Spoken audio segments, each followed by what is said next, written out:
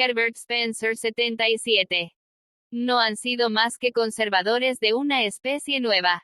Estas verdades aparecerán más adelante con mayor claridad. Nota. Varias publicaciones que mencionaron este artículo cuando se publicó, han supuesto que los anteriores párrafos se encaminaban a demostrar que los conservadores y liberales se habían mutuamente reemplazado. Esta interpretación es errónea. De que aparezca una nueva especie de conservador no se desprende necesariamente que la especie originaria haya desaparecido. Al decir que, conservadores y liberales multiplican a porfía las restricciones, indico claramente que si los primeros fomentaban la legislación coercitiva, tampoco la abandonan los segundos. Sin embargo, son tantas y tales las medidas restrictivas dictadas por los liberales, que entre los conservadores, que como todos los demás, sufren sus consecuencias, se observan tendencias a resistirlas. Nos suministra una prueba de ello el hecho de que la Liga para la Defensa de la Libertad y la Propiedad, compuesta en gran parte de conservadores, haya tomado por lema, individualismo contra socialismo. Si el estado actual de cosas continúa, puede realmente ocurrir que los conservadores se conviertan en los defensores de la libertad que los liberales huellan, extraviados por su pretensión de labrar la felicidad de los ciudadanos. N. Biografía de Durkheim y condiciones de la época. Emilio Durkheim, francés, maestro, sociólogo 4. Harry Alpert. Primera parte. 1. La herencia rabínica y la primera formación.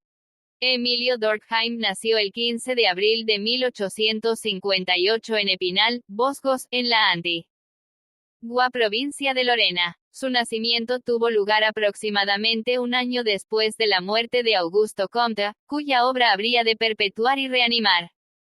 El futuro expositor de una ingeniosa teoría sociológica de la religión era el descendiente directo de una larga serie de sabios rabinos y según nos dice la tradición familiar él mismo se esmbó preparando para el rabinado.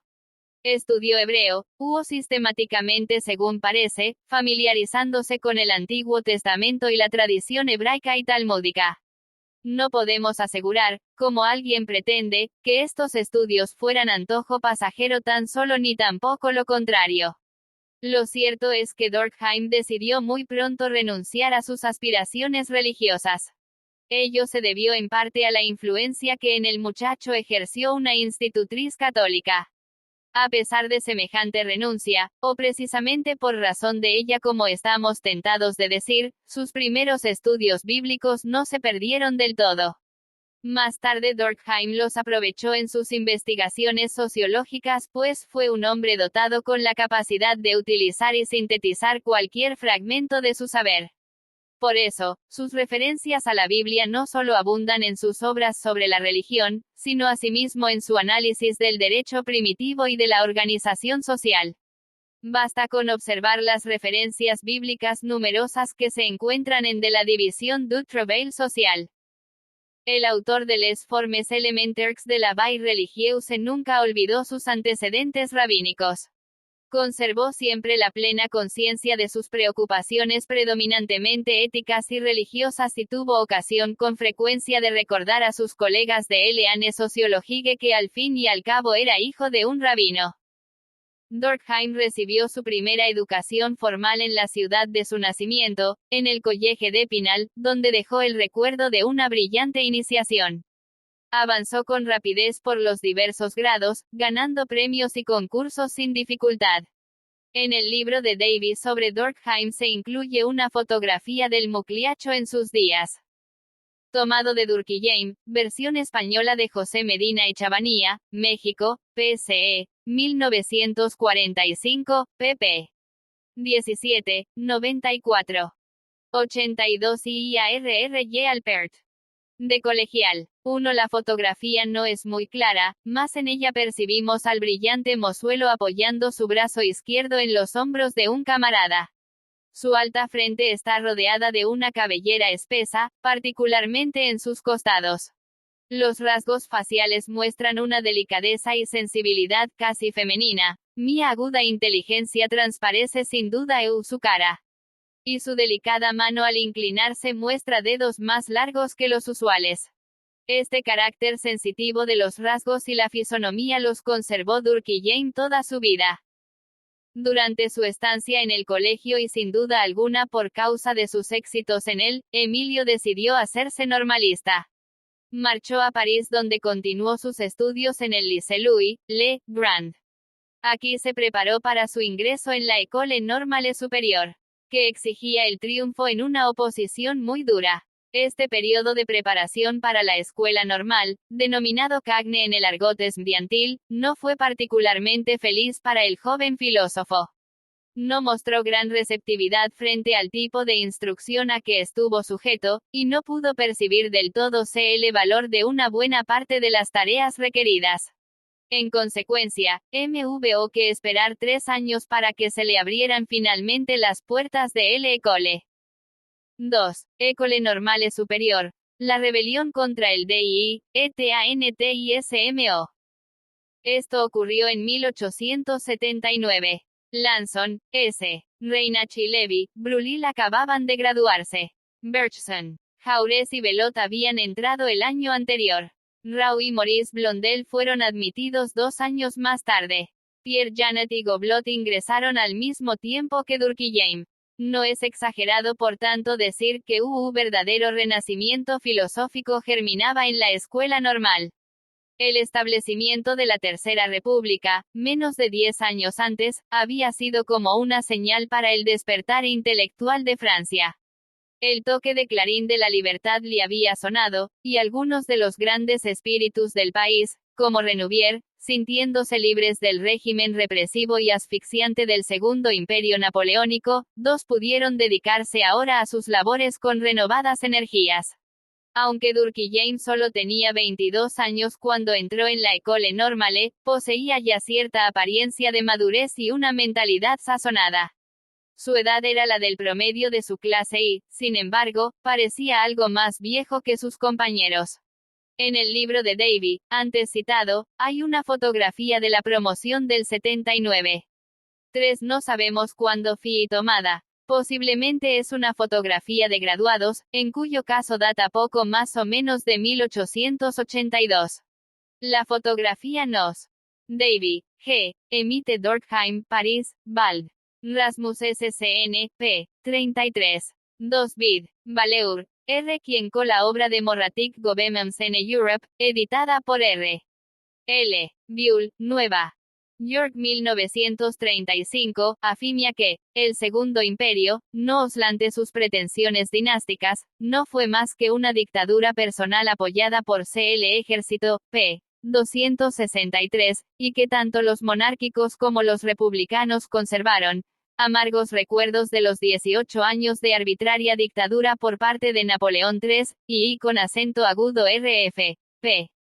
283. Ver asimismo Moraine, J., quien al término de su voluminoso estudio La Pouque Ekusiasuke du Second Empire de 1852 a 1869, París, Allen, 1930, sostiene que el Segundo Imperio solo a la Iglesia concedió libertad dentro de lo que era una sociedad oprimida, p.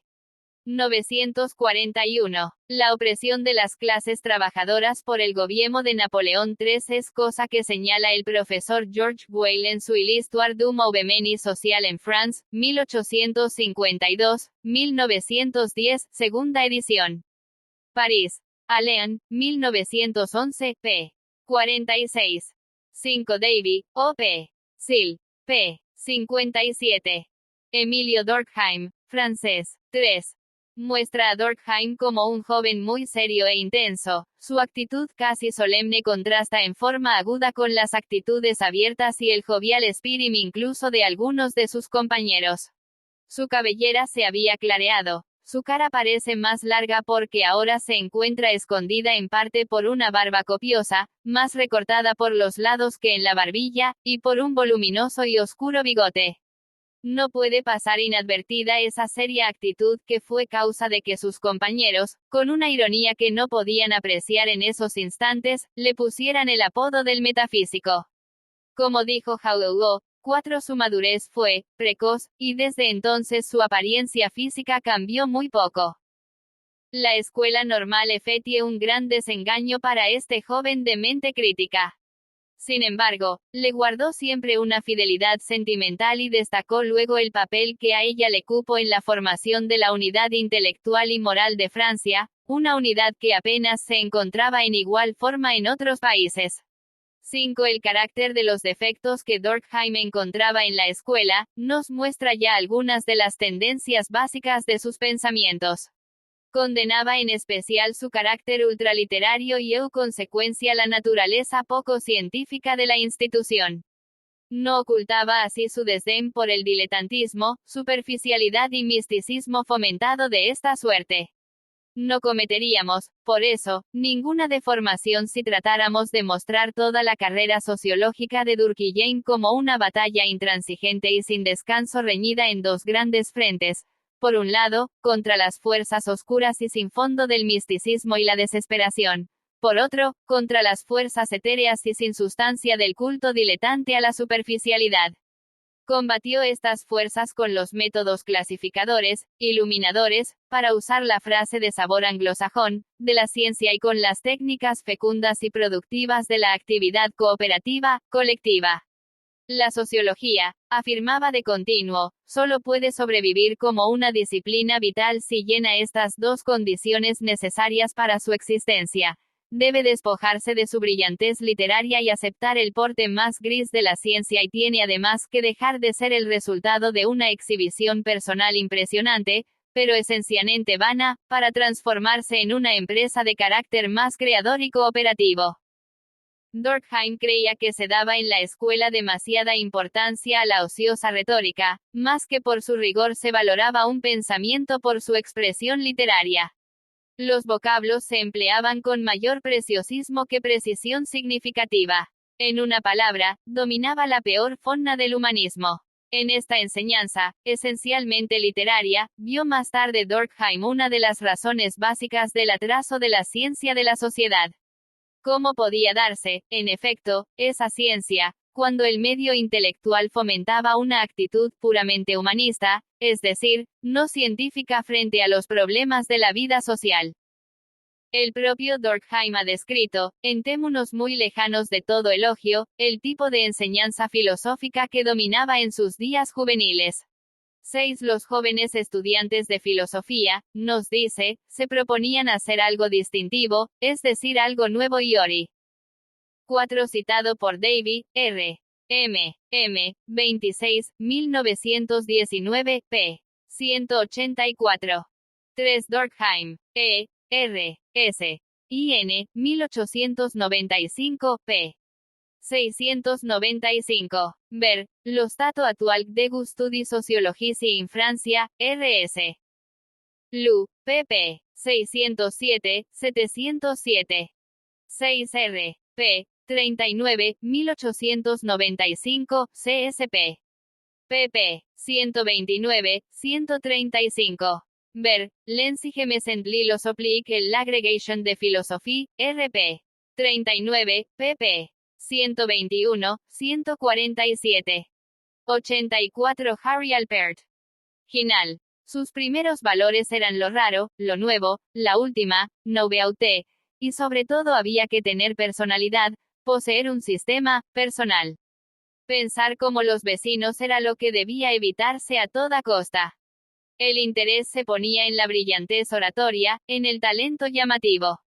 Los filósofos en formación de este periodo, buscan ante todo, no la exactitud del análisis y el rigor de la prueba, es decir, las cualidades que hacen al científico y al filósofo, sino un tipo de talento literario de especie bastarda que consiste en cambiar las ideas de una manera semejante a como el artista combina imágenes y formas, para encantar el gusto y no para satisfacer la razón, para despertar impresiones estéticas y no para expresar cosas. 7. Se relegó de esta suerte al pensamiento científico a una posición inferior y sin importancia. El diletante, en lina palabra, estaba a la orden del día. Concedamos que este cuadro de Durkheim sea una exageración de la realidad, no por eso deja de ser una revelación significativa de su estado de ánimo. Le horrorizaba por completo este diletantismo, vio en él, usando el lenguaje pintoresco del profesor Bouglé, la más peligrosa de las manías, el verdadero pecado contra la razón. Siempre luchó contra él. Lo que necesitamos, decía, es sólidos razonadores, no en cambio, espíritus delicados. Hasta qué punto Durkheim sentía lo dicho de un modo profundo lo demuestra el hecho de haber dedicado al tema su propia tesis doctoral. En efecto, de la división pudo muy bien haberse titulado Contre le dilettoisme, en la medida en que como contribución a la ciencia de la ética trataba de probar en esencia el valor nulo del diletante y de todos los enamorados en exceso de una cultura exclusivamente general. 8. Esto es, desde luego, una mera expresión negativa de la tesis. Su pretensión positiva consistía en demostrar que la especialización es en las sociedades modernas un deber moral. Muchos años después, en una discusión sobre determinados cambios propuestos en la Agregation de Philosophie, Durkheim insistió en el mismo principio. Arguía que el examen debía ser sobre todo menos superficial. Condenaba la práctica de pregunta a los candidatos de omni res civili, por la razón de que el éxito en tal caso no se basaba, ni en el saber ni en la firmeza y solidez del pensamiento, pues una mentalidad firme y sólida no puede improvisar soluciones respecto a cuestiones sobre las que no había tenido la oportunidad de meditar. 9. Sin embargo, la superficialidad no era el único elemento que le enfadaba del diletantismo. Condenaba también, amargamente, su anarquía intelectual. El filósofo diletante, preocupado solo por erigir su sistema de pensamiento individual y privado, quedaba absorbido de tal manera en la elaboración de sus propias ideas, que perdía de vista el hecho de que estaba cooperando con otros, al fin y al cabo, en una empresa colectiva. De esta manera, en vez de poseer un grupo unificado de talentos trabajando todos en un fin común, tenemos solamente individuos aislados y presumidos y satisfechos de su pretendida independencia. Durkheim pensaba que esa condición solo podía conducir, mientras durara, a la esterilidad. Si se comparan 1 y vid. p. 129. Asterisco de A división. Verde A división du travail social. Étude sur l'organisation des Sodetes supérieures, Paris, Allen. Nuestras citas son de la sexta edición, p. 397. cf. pp. 298.299.398 n. Y. 9r. Le. LVN. 1909. pp. 159. 61. Ver, note sur la spécialisation des facultés de lettres c'était l'agrégation de philosophie, RIE, LVUI, pp. 159, 161. Emilio Durkheim, francés, 85. Los temas de las tesis presentadas ante la Facultad de París en estos últimos años, se verá la imposibilidad de discernir entre ellas una tendencia común. Cada filósofo trabaja por separado, como si se encontrara solo en el mundo y como si la filosofía fuera un arte. 10. La anarquía es lo único que puede resultar de que cada sistematizador marche separado por su propio camino. El futuro fundador de Vane Sociologie dedicó gran parte de su energía a acabar con este diletantismo superficial y anárquico. Por causa de su actitud beligerante en contra de las humanidades y la literatura no le fue fácil la vida mientras estuvo en la École Normale. Tuvo dificultades muy en particular con el latín y la literatura y consideró una gran parte de las materias que tenía que aprender como puras zarandajas. No es extraño, pues, que tropezara con tantas dificultades para salir de la escuela como tuvo para entrar en ella. Cuando en 1862 aparece la lista de los candidatos a la Agregation, el nombre de Emilio Durkheim se encontraba entre los últimos. 3. SOLE Normale SUPERIEURE. Amigos, profesores e influencias INTELSTUA, les. De lo que llevamos dicho hasta aquí sobre la actitud de Durkheim frente a la École Normale no debe inferirse que ésta no ejerciera sobre él influjo alguno. Por el contrario, tuvo efectos muy profundos en la formación de su personalidad y en su orientación intelectual.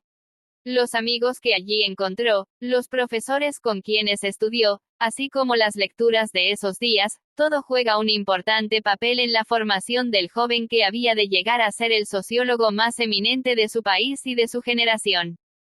Durkheim no hizo muchos amigos, pero a los pocos que tuvo manifestó siempre el arraigo profundo de su afecto, de su lealtad y de su adhesión.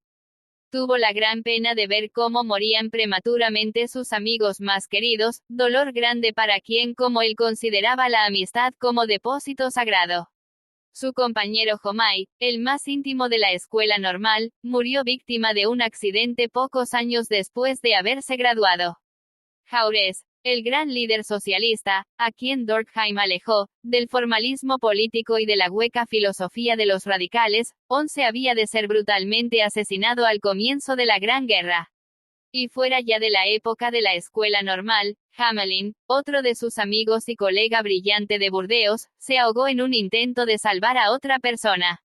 La muerte prematura de estos tres amigos produjo en la naturaleza sensible y bondadosa de Durkheim dolor sin término. Era un ejemplo vivo de esa lealtad a los demás que hizo uno de los rasgos esenciales de su sistema ético. Hubo también otras amistades forjadas en los días de la escuela, las de Lucien Picard y Jolot, por ejemplo. A este último debemos las mejores noticias sobre el Durkheim Normalien. 12. 10 Durkheim, la philosophie dans les universités allemandes, RIE, 13, p. 437. 11 Mauss, M., en la introducción al lesodalisme, édité par M. Mauss, París, Alcan, mayor que p. VM. 12 Sus recuerdos los recoge Davy, R. MM, 26, 1919. 86 IARRY Alpert. Aunque el sociólogo en ciernes no maduró con rapidez, no era, sin embargo, un introvertido. Por el contrario, gustaba de la vida social y se unía con frecuencia a la gente, en ocasiones de regocijo muy en particular. Esto le dio oportunidades para penetrarse de lo que llamaba, el espíritu de la colectividad. Agudizó también en el ese particular, sentido de lo social, que Davy consideraba como un requisito necesario para el pensamiento sociológico. 13 Ese mismo sentido lo hizo sensible a las corrientes y sentimientos sociales y a la euforia social, conceptos que llegarían a ser básicos en su sistema sociológico. No menos gozaba de la discusión colectiva de carácter serio, gustándole el ejercicio de la dialéctica vigorosa. Pero le disgustaba el sarcasmo refinado y superficial de muchos de sus compañeros normótics. Absolutamente sencillo, dice Jolot, odiaba todas las afectaciones. Profundamente serio, odiaba la veleidad. De los profesores de la escuela normal solo le atrajeron unos pocos. Y de modo particular admiró solo a dos de ellos, Fustel de Coulanges, el gran historiador y director que fue de la escuela en 1880 y Emilio Boutroux, el eminente filósofo de quien procede la filosofía francesa contemporánea. Estos dos maestros fueron para él fuentes auténticas de inspiración. El autor de la Cité Antigua era defensor de la aplicación, a la historia de los métodos científicos y rigurosamente críticos. Su insistencia sobre la necesidad de realizar comprobaciones de los datos críticamente depuradas y su grandeza intelectual llamaron la atención del joven Durkheim, ganándolo para siempre. Sin embargo, el maestro historiador y el discípulo sociólogo nunca pudieron ponerse de acuerdo sobre las relaciones de sus respectivos campos. Durkheim dedicó su tesis latina sobre Montesquieu XV a la memoria de Fustel de Coulanges. La influencia de Boutroux fue más directa y más importante. El hecho de que sugiriera el tema de su disertación sobre Montesquieu es una cosa incidental. Mucho más considerable es que el ilustre autor de la brillante tesis sobre la contingencia de las leyes naturales, alcanzara a imprimir de forma indeleble en el espíritu de Durkheim la idea de la necesidad de sujetar constantemente a un análisis crítico los problemas concernientes a la naturaleza, objeto y método de la ciencia. En qué forma el discípulo aprendió la tesis de su maestro es cosa que habrá de examinarse en la segunda parte de este trabajo. Muchos de los supuestos fundamentales de la sociología durkheimiana son imputables directamente a la influencia de Boutroux. De este de quien el fundador de la Escuela Francesa de Sociología aprendió, entre otras cosas, el carácter falaz e insuficiente de la doctrina simplista del atomismo, el principio de la síntesis creadora o como también se dice de la emergencia, la naturaleza sui generis de la vida del espíritu, y el postulado de que toda ciencia debe explicar sus fenómenos con arreglo a principios propios y específicos. Una síntesis, enseñaba Boutroux, no puede explicarse por sus elementos, pues la multiplicidad de los mismos no indica su unidad. En consecuencia, todo reino de la realidad tiene algo de nuevo que N. Davy, G. R. M. M. 27, 1920, p. 88 y C. L. Traité de Psychologie de G. Dumas, Volume 2, p. 766. VACCN SIC Pumo CL Prefacio de Durkheim al volumen 1 del M. Sociologique, pp. 2, High. J. Kiasek WTDATM Pounes Rienouai Wiutendae Conutleru, Burdeos, Gounolio. Emilio Durkheim, francés, 87. Hace imposible la deducción de lo más complejo de lo que es más simple. El aspecto vital de los fenómenos biológicos debe por tanto explicarse biológicamente y no con arreglo a principios psíquicos y químicos. De igual manera, los aspectos psíquicos del espíritu solo pueden tener una explicación psíquica. 16. Basta con ampliar de modo suficiente esta opinión para llegar al principio durkheimiano de que los hechos sociales deben explicarse socialmente. El propio Durkheim reconoció su deuda para con la doctrina de Boutroux sobre la autonomía de las respectivas ciencias. Imbuido en esta idea, escribió explicando el origen de sus opiniones, la apliqué sento circunflejo a la sociología. El autor de Les Regles de la Méthode Sociologique nunca perdió la preocupación crítica respecto a los problemas metodológicos aprendida de Boutroux. La gratitud a su maestro se expresa en la dedicatoria de la división, a Mon cher Nieiter M. Émile Boutroux, homage respecteux et reconnaissant. 17. Influencia no menor que la ejercida por estos amigos y maestros en la orientación intelectual de Durkheim, tuvieron algunos de los autores cuyas obras escribió mientras se encontraba en la École Normale. De estos quisiéramos destacar a tres tan solo en méritos de su especial importancia: Renouvier, Kant y Comte. Más al desviamos de la influencia de amigos y maestros para señalar la que pudieran representar ciertas lecturas, nos colocamos en un suelo menos sólido. Por ejemplo, cuando leyó Durkheim a Comte por vez primera, ¿fue en la escuela normal o después? Y en este caso, ¿en qué momento? No podemos contestar a estas cuestiones con certeza, mas podemos inferir que Durkheim sintió la influencia de Comte solo después de su contacto con Boutroux y luego de trabar conocimiento con las obras del neokantiano francés Renouvier. La misma carta en donde nos dice haber aprendido el principio de la autonomía de las ciencias de su maestro Boutroux y que él mismo no hizo sino extender este principio al dominio de lo social. Durkheim escribe también, la lectura de Comte me reafirmó en este método. Lo dicho nos muestra con claridad que, a este respecto por lo menos, la influencia de Boutroux fue primaria mientras que la de Comte, adoptando la propia expresión de Durkheim, fue solamente confirmatoria. En todo caso parece indudable que la lectura de Comte ocurre luego de la asimilación a fondo del pensamiento de Boutroux. Así como que fue también posterior al estudio detenido de Renouvier. El hecho de que la influencia del neocriticista precediera a la del positivista, es algo que puede afirmarse ateniéndonos a lo que nos dice el propio Durkheim. 18. De esta manera la influencia de Comte sobre Durkheim, que como éste ha reconocido con frecuencia no deja lugar a duda, no fue en realidad tan decisiva como algunas veces se supone. Entre los dos sociólogos más notables de Francia, más que 14 de mayo. Boutroux, D. con Litigens de Iowi de la Nature, octava edición, Hans, Allean, 1915, ESP. Cap. Y la primera edición es de 1874. 17 Ver Canas a L. Director de A Review Neo, Scholastique, RNS, 14, p. 613, cons. Les Regles de la Method, octava edición, pp. Bu, Bui, RC Preseniawans Individuals CTRCPRCS Centations Collectives, RMM, B, pp. 273, 302, reproducido en Sociological Philosophy. Todas nuestras referencias a las reglas son de esta edición. Asterisco, AS, XN, P. 326, 19 CS, B. S. F. P. Estudio sobre une nouvelle position du problème mora, Seans du IJANVIR, 1914.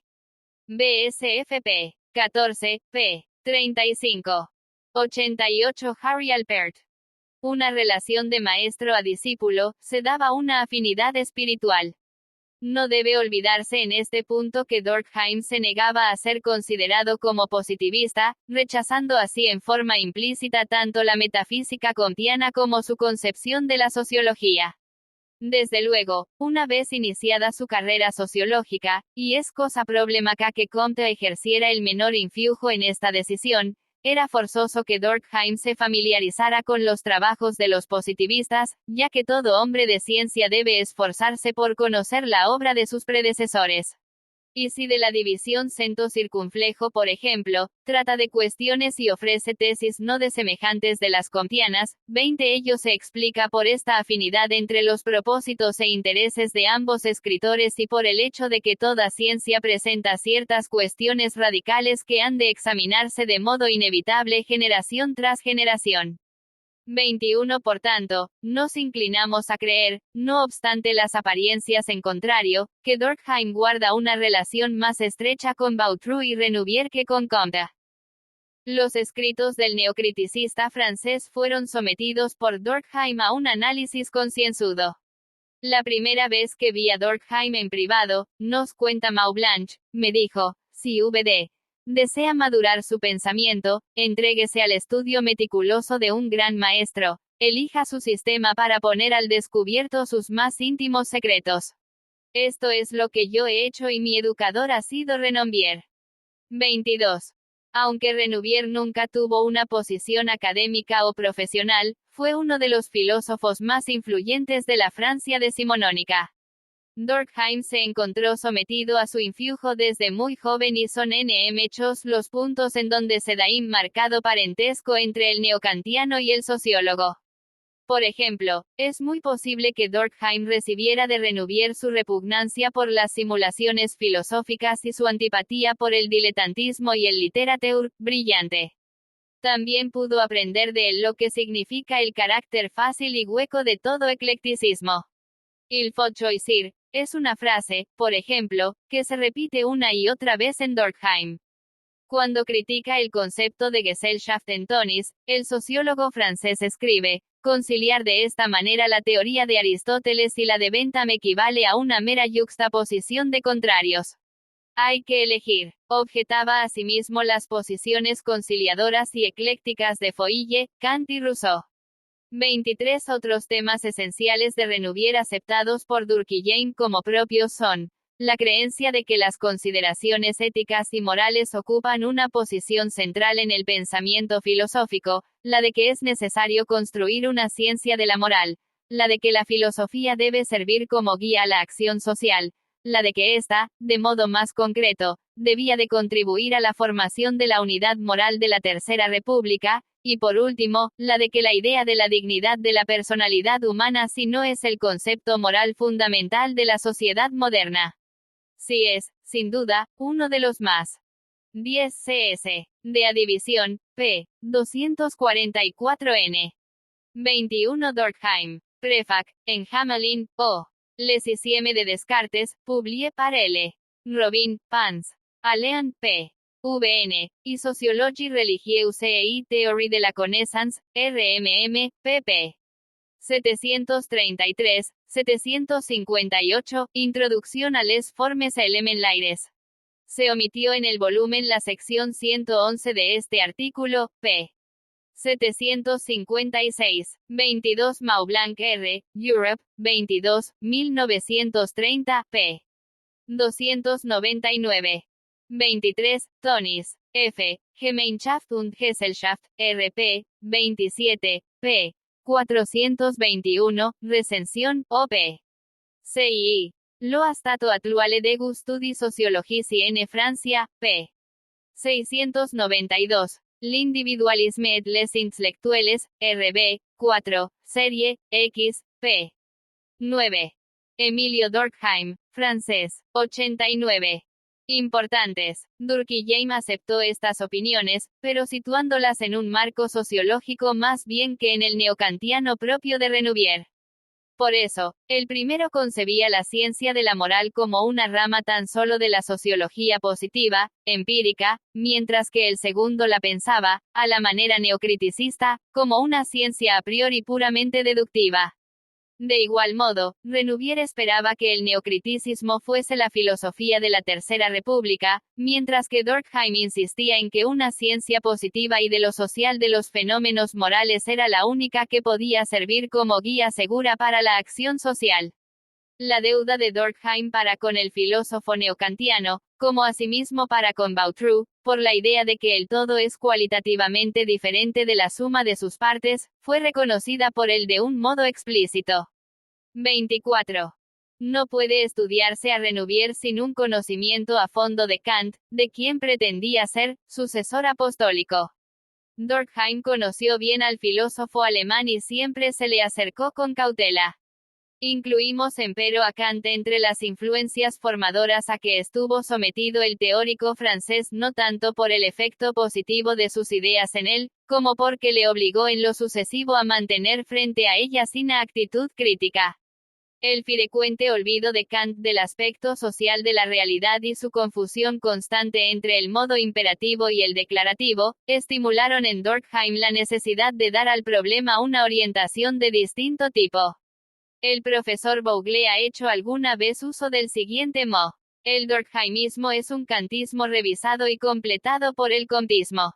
La fórmula es demasiado fácil para ser exacta sin atenuaciones. Sin embargo, indica con acierto el carácter básico de la preocupación moral en Durkheim, así como que un punto de partida en el desarrollo de su propio sistema moral se encuentra en su apreciación de las insuficiencias de la solución kantiana. Tiene interés a este respecto tener en cuenta el espacio que Durkheim intentaba dar a Kant en su magnum opus inacabado sobre la moral. 25. Esto no obstante, hubo de escribir un cierto día que, de todas las filosofías producidas por Alemania el kantismo era la única susceptible de conciliación con las exigencias de la ciencia siempre que se le interpretase cuerdamente. 26. Renouvier, Kant y, posteriormente, Comte fueron, pues, los pensadores eminentes que junto a amigos y maestros dirigieron en parte la orientación intelectual del normal y en Emilio Durkheim. Debemos anotar de paso que la influencia de Renouvier se intensificó más tarde en la Universidad de Burdeos a través de la amistad establecida entre Durkheim y Hamelin, el más notable discípulo de Renouvier. Esta vez, sin embargo, la acentuación del interés se puso, más que en las cuestiones éticas, en los problemas concernientes a las representaciones y a las categorías del conocimiento. La preocupación de Durkheim acerca de este punto culmina en la teoría sociológica del conocimiento brevemente delineada en la introducción a les formes élémentaires de la vie religieuse. Ulane sociologique, Volume 12, p. 326. Reseñas de obras sobre metodología, psicología CX mayor que LCC T condiciones sociológicas del conocimiento, moral, sistemas jurídicos, organización doméstica y matrimonial. Fundamentos geográficos de la vida social, etc. Véase más adelante y, Introduction y la Moral, RP, LXXXDC, pp. 79, 97. MOP. Cit. La philosophie des universités allemandes, p. 330. 90 Harry Alpert. 4. Hacia una ciencia de la sociedad. El resultado en todas estas influencias, más o menos diversas, fue una decisión definitiva tomada por Durkheim por los días de su graduación en la École Normale Supérieure, es decir, en torno a 1882, la de consagrar sus energías al estudio científico de los fenómenos sociales. Desde este momento el curso de su vida se encontraba ya definitivamente fijado, había de ser un sociólogo. Según parece, Durkheim llegó a esta decisión por varias razones, que pueden subsumirse, empero, bajo dos rúbricas fundamentales. A. Su insatisfacción ante el estado de la disciplina filosófica. B. Su deseo de contribuir a la consolidación moral de la Tercera República. Ya hemos mencionado su crítica de la filosofía contemporánea, su carácter puramente dialéctico, literario y nada científico y su lejanía de la realidad social. Dedicamos ahora a la segunda consideración. Todos los seres humanos son producto de su tiempo, lugar y circunstancias, los filósofos y científicos no son en esto excepción alguna. También se les debe considerar como criaturas activas que se mueven dentro de un medio específicamente definible.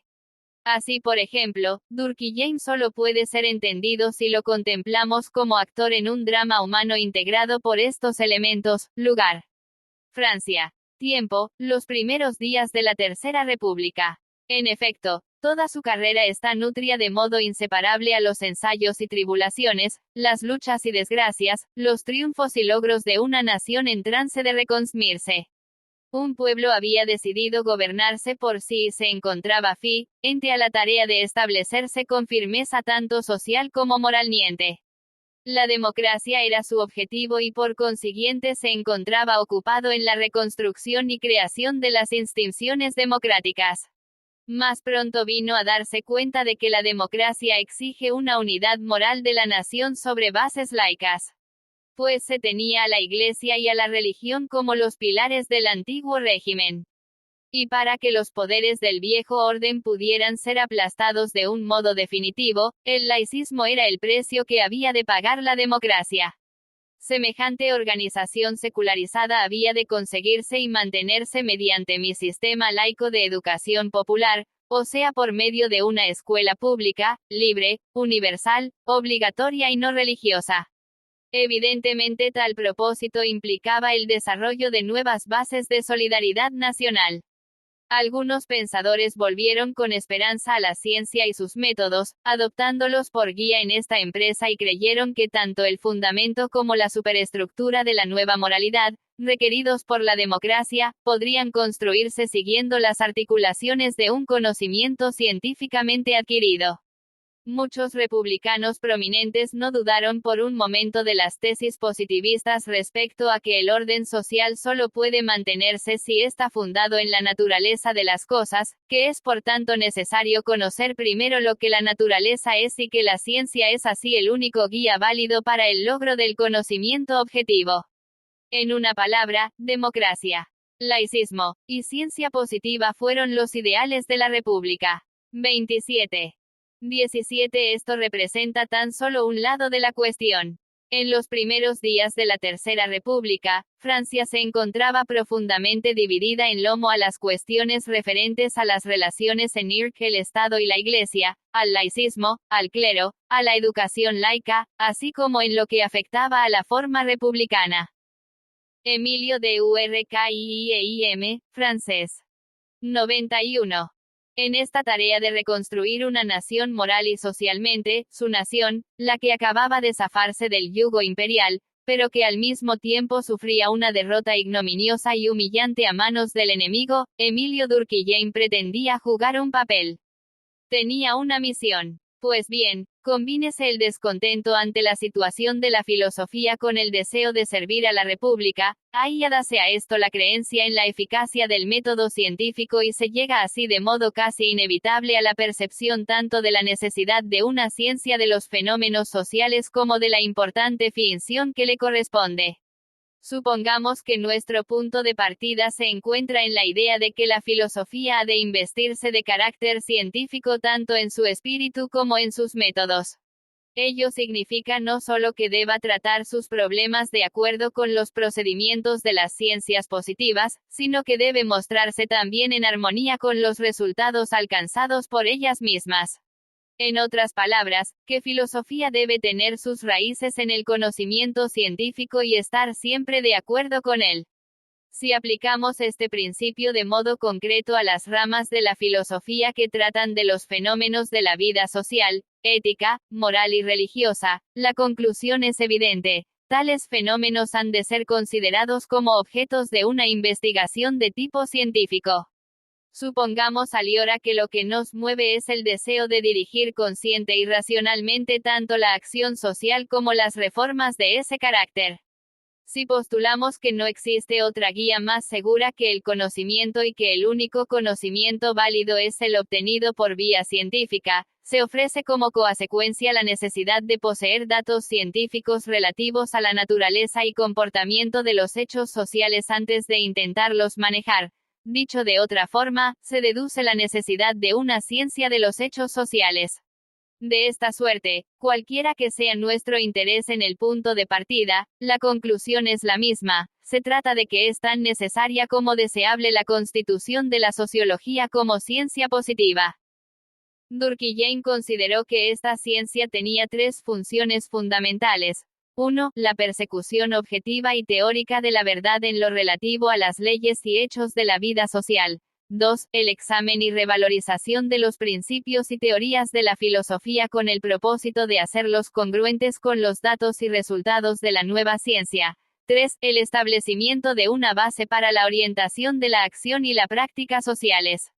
Cada una de estas tres tareas recibió por su parte la consideración de gobierno. Si eran muy numerosos los partidarios de las causas republicanas y laica y que afirmaban su fe en la ciencia positiva, no fallaban los que reafirmaran su fe y sostenían la causa de la Iglesia. De esta suene, si bien algunos intelectuales saludaron la caída del imperio como una liberación, otros contemplaban los acontecimientos del año 70 al 71 como una circunstancia que exigía la reiteración de su fe en Dios y en la Iglesia. Y no faltó un tercer grupo que, si se orientaba hacia la religión, adoptaba al mismo tiempo hacia la Iglesia y el clero una actitud crítica. Sobre este último grupo versa Thiers. P. Laurier Italion Religieuse de la France Armelaï, París, Collin.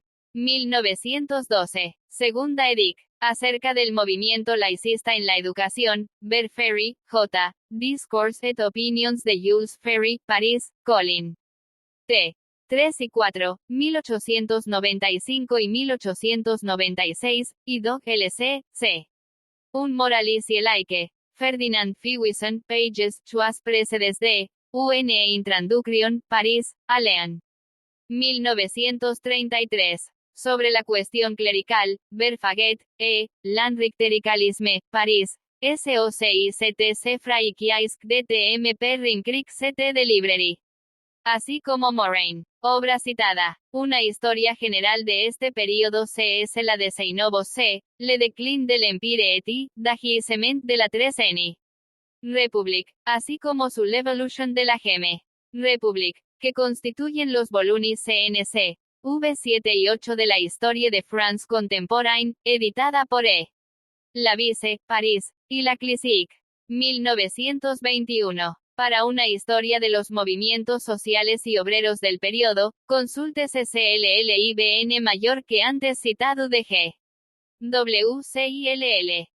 92 IARRY Alpert. Debida a su desarrollo contribuyó amplia y fecundamente. Y por el hecho de considerar a estos tres fines relacionados entre sí de modo necesario, en ninguno de sus estudios deja de tenerlos en cuenta.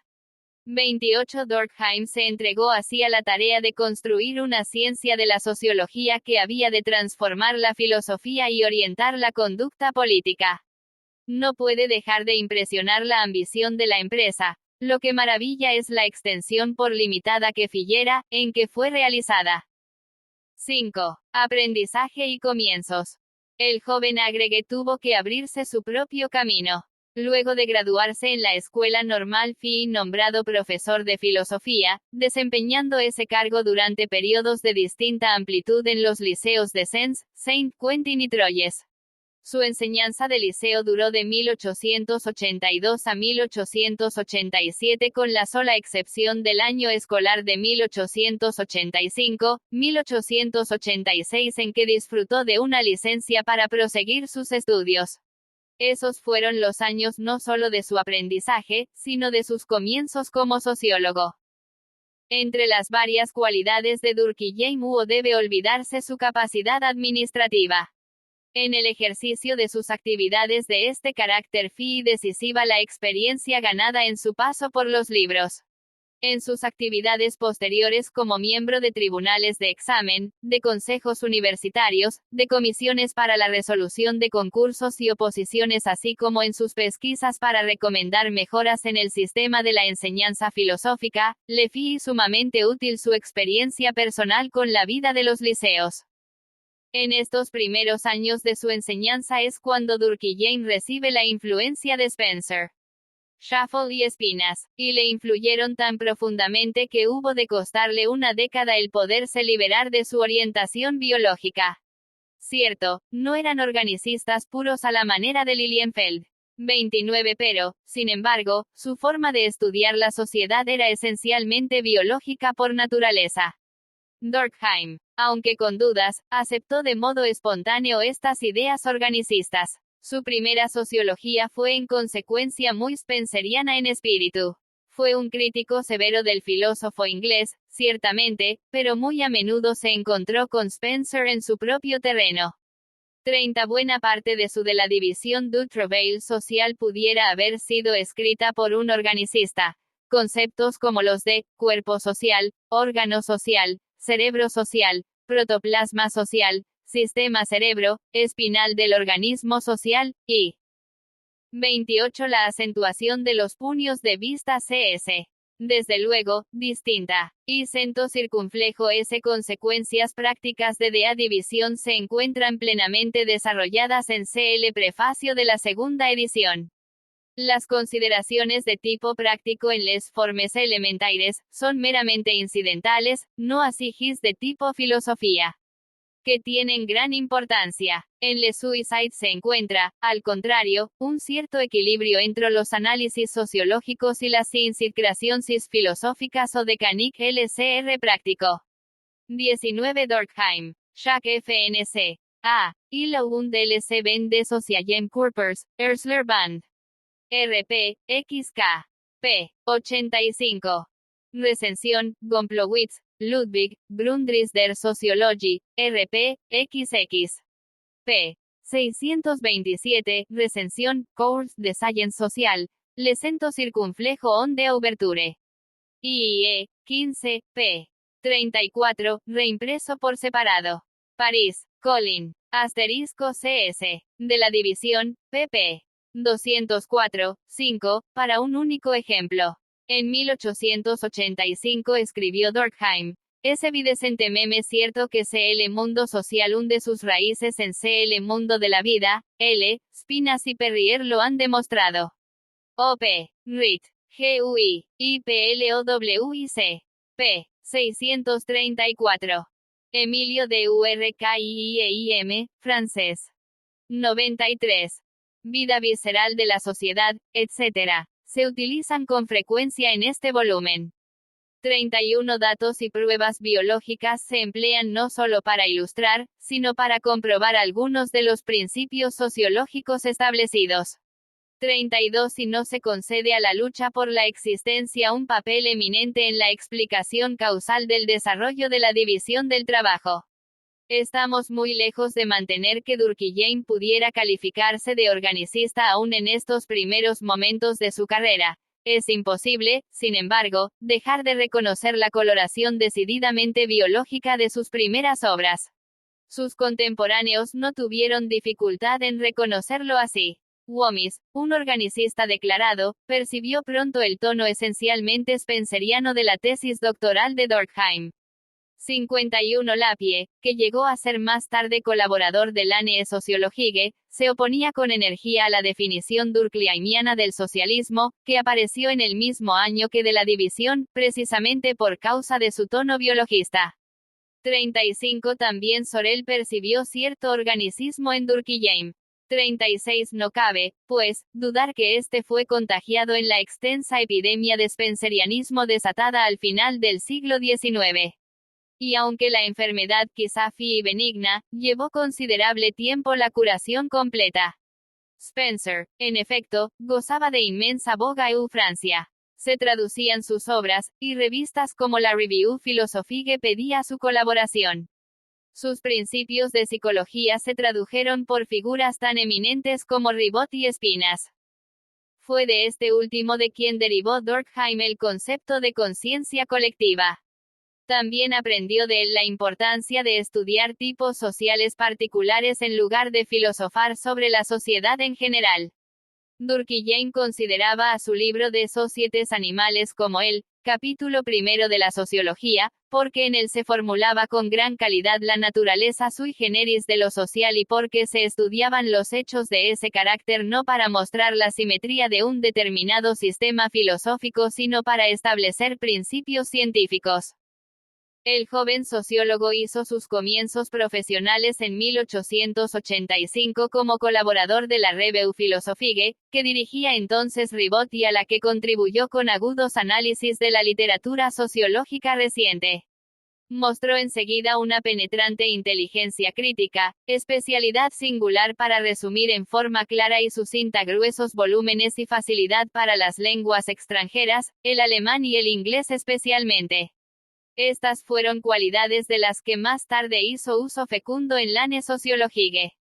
Su artículo inicial fue una recensión del volumen primero de la obra de Schaffel, Bau und Leben des sozialen Körpers. En esta nota da expresión a muchas ideas que más tarde encontraron formulación sistemática. Entre estas, que, la Soci. CS. pp. 50, 72, 122, 149. 184.195.198.260.319, etc. NPP. 202, 328, 29, etc. Obsérvense las numerosas alusiones a los biólogos Perrier y Bourdieu. pp. 248 siglos. CV. Regles. p. 114. Para nuestra interpretación del análisis causal en Durkheim. Véase la segunda parte de este libro. MNR. 1. S. I. 1893. pp. 359, 61. Romy ha señalado más recientemente esta semejanza entre Spencer y Durkheim. J. Romy. Herbert Spencer Sociology, Londres. 1934. Hay traducción española, por C.L. Fondo de Cultura Económica, 1945. Brunoisy insiste en la profunda influencia ejercida por Spencer sobre Durkheim p. 87 de la edición inglesa, pp. 91 siglo de la española. M. Lapie, p. La Definition du Socialisme, RMM, 2, 1894, pp. 199, 204. Ver, Note sur la Definition du Socialisme. RP. 36, pp. 506, 512. 16 Sorel, G. Les Yicorix DM. Durkheim, D.S. I. 1895, p. 170. 94 IIARRY Alpert. Dad no es una simple colección de individuos, sino que tiene vida, conciencia, interés y destino propios, que ha de volverse a la concepción kantiana de que la ciencia social, al estudiar un mundo nuevo, debe poseer un nuevo método, que, del hecho de que la naturaleza no proceda a saltos no por eso se sigue que todas las cosas sean semejantes y que puedan enviarse de acuerdo con idéicos procedimientos, que, la evolución no es una repetición monótona. La continuidad o es identidad, que la materia de la sociedad consiste en ideas y sentimientos, y es en consecuencia de naturaleza psíquica, que, como un último recurso contra el individualismo nos queda lo que Scliafold llama el semido de la solidaridad, Gemeinsinn. Todas estas ideas, repetimos, se encuentran ya bien perfiladas en el mencionado artículo.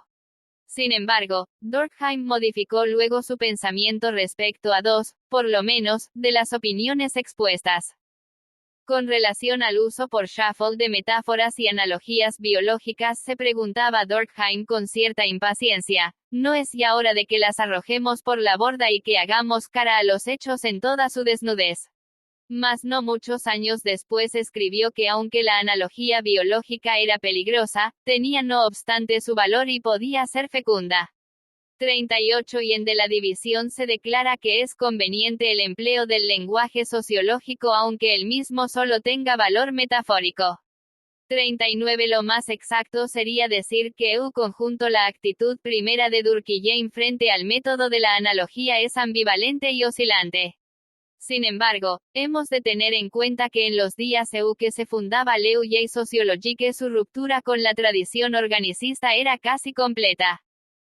El segundo punto en donde Durkheim ofrece un cambio de posición como decía él mismo, en lo referente a la robusta fe de Shuffle en la razón y en el futuro de la humanidad. Comenzamos a darnos cuenta de que no todo es claro y de que la razón no es un cúralo todo. Hemos razonado demasiado, nos dice una de sus notas. Empero, se apresuraba a declarar de modo explícito su fe en la razón, como asimismo en la conciencia ilustrada de que la ciencia tan solo es la forma suprema. 40 Sin entrar en la controversia sobre si Durkheim fue o no un antiintelectualista, puede decirse que cualesquiera que fueran sus opiniones posteriores, se percibe con frecuencia y en forma inconfundible cierta veta de antiintelectual ISMO no solo en el análisis de Shuffle sino asimismo en otras notas críticas posteriores. 41. Durante los 2 años de 1885 y 1886, Foille, Gomplowitz, Spencer, Regner, Coste y de Grief pasaron por el tamiz crítico de Durkheim. El analista mostró que poseía una inteligencia viva y alerta y el suficiente valor para usar de 77 op. Sí. Cours de Science Social. LC Cento Circunflejo on d'Ouverture, RIE. 15. p. 38, reimpreso por separado, París, Colin. 38 y Videm Cento Circunflejo p. 35. CS. También, la Science Positivo de la Meralen Oldman NC. RP, p. 634. 39 p. 198. 40 regles, p. VIH. L. Libra Suicide, nueva edición, p. 162. 41 BACR, p. de los años 1885 y 1886. En especial CL tomo 22. pp. 65, 69. Para la controversia aludida ver Parodi. 1. In philosophique y Emporain en France, segunda edición. París. Allen, 1920. Cap. V y el mismo autor en CL suplemento al libro de P. Hank, G. Scayos y otros. Ilicio de la filosofía. Les Problemes el les Heroles, titulado, La PC Rio de Contemporaneité, París, de Clagravese, 1929, cap. 12. Por lo que se refiere a UTI punto de vista. Para CL contrario consul CSC Davy, G. R. M. 27, 1920. pp. Quiero agradecerle a todos los que están apoyando este canal. Si desean contribuir con una